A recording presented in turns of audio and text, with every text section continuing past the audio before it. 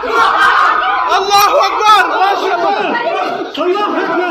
آفرین آفرین ماشاءالله علیکم بچکا الحمدلله.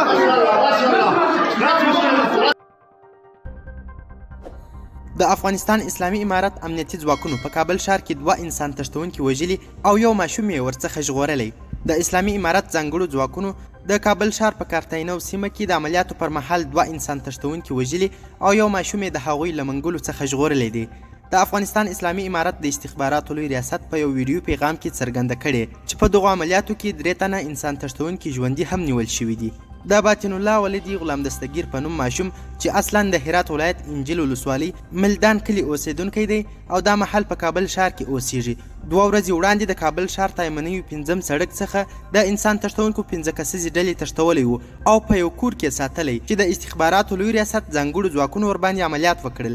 د استخباراتو لوی ریاست عملیاتي مسؤل قاری حسن وایي چې د عملیاتو په ترڅ کې 2 تنه انسان تښتونکي وژل شوي، 3 تنه یې ژوندي په لاس ورغلي او تښتول شوی ماشوم یې هم د هغوی له منګلو څخه ژغورلی او خپلې کورنۍ ته یې سپارلی دی.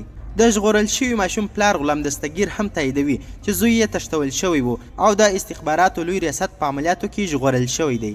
دا په داسې حال کې ده چې 13 اونۍ هم د افغانستان اسلامي امارت د استخباراتو لوی ریاست اطرافي مدیریت د پغمان استخباراتو د کابل ښار په 8مه امنیتي حوزه کې د مهدي په نوم یو ځوان د انسان تښتونکو له منګلو ژغورلی او له پیښې سره یې په تړاو 15 تنه اختطافګر نیولي وو.